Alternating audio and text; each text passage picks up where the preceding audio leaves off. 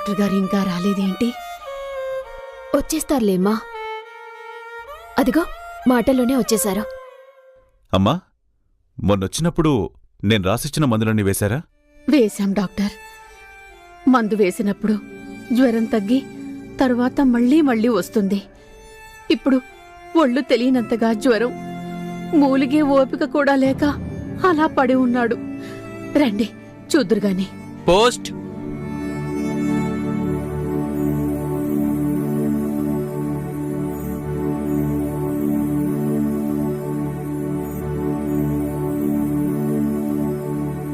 ప్రియమైన రమ, ఇక్కడ నేను బాగా చదువుతున్నాను, బాగానే ఉన్నాను.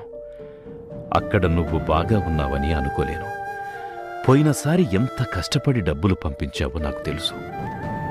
నాకు తెలిసిన సమాచారం కన్నా నువ్వింకా ఎక్కువ కష్టాల్లో ఉన్నావని అనుకుంటున్నాను. ఇలాంటి పరిస్థితుల్లో నువ్వు బాగున్నావా అని అడగడం ఏమాత్రం న్యాయం కాదు. ఇక్కడ నేను ఒక్కపూటే తింటూ కాలం నెట్టుకొస్తున్నాను. ఉన్న పైసలు నిండుకుంటున్నాయి. అక్కడ నీ పరిస్థితి, ఇక్కడ నా పరిస్థితి. నా మనసును శరీరాన్ని తొలచివేస్తున్నప్పటికీ చదువును మాత్రం పట్టుదలగా కొనసాగిస్తున్నాను.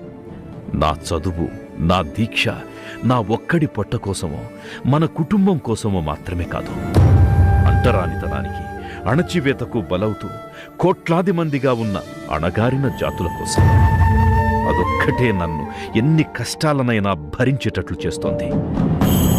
కొంచెం పైకం కావాలి. నీ ఒంటి మీద లేదా ఇంట్లో ఇంకా ఏం మిగిలున్నాయో నాకు తెలీదు.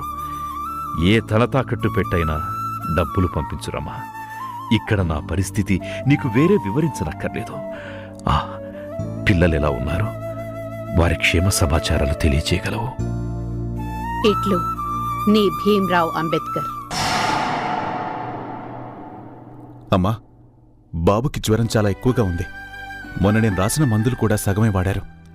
ఇప్పుడేం వాడాలో ఆమెకు చీటీ ఇచ్చాను. అర్జెంటుగా తండి. దానిలో రాసిన విధంగా వాడండి. ఏమాత్రం ఆలస్యం చేసినా ప్రాణానికే ముప్పు.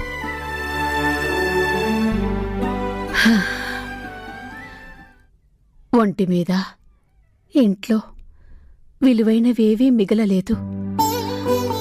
ఈ ఒక్క మంగళసూత్రాలు తప్ప. అటు బిడ్డ ప్రాణం, ఇటు భర్త చదువు. దేవుడా, ఏది నాకు దారి? ఇవి తెగ నమ్మితే ఎంతొస్తుందో తెలీదు. ఎంతమంది తల్లులు, బిడ్డలు నాలాంటి స్థితిలో ఉన్నారో, నాకన్నా హీనంగా, దీనంగా ఉన్నారో. నా భర్త అలాంటి వారి కోసమే పాటుపడుతున్నారు. నేను ఆ అభాగ్యులలో ఒకదానిని.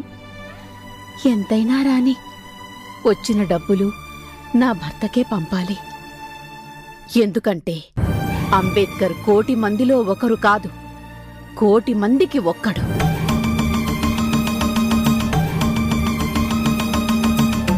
రమా, రమా, డాక్టర్ గారు మరీ చెప్పారు ఈ మందులు తెమ్మని.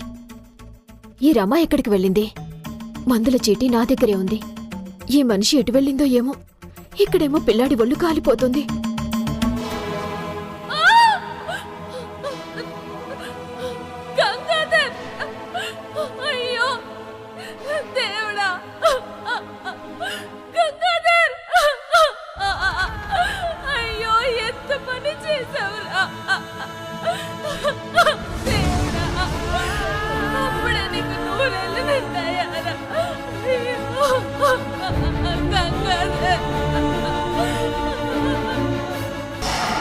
Our son Gangadhar passed away due to severe fever.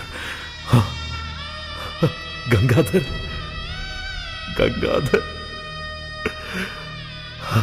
ఎంత పని జరిగింది! ఈ పుత్రశోక పరంపర భరించలేకున్నా. అక్కడ రమ బిడ్డపోయిన దుఃఖాన్ని ఎలా తట్టుకుంటుందో ఏమిటో. కర్తవ్యం, నా కర్తవ్యం నన్ను కార్యోన్ముఖుడవై కదలమంటోంది. నా బిడ్డల త్యాగాలను వృధా కానివ్వను. ప్రపంచ మేధావి భారతరత్న డాక్టర్ భీమ్రావ్ అంబేద్కర్ కొందరివాడు కాదు అందరివాడని, ఆయన జీవితం, ఆశయం, లక్ష్యాలపై అత్యాధునిక సాంకేతిక విలువలతో ప్రత్యేకంగా రూపొందించిన నాటకం సంఘం శరణం గచ్ఛామి.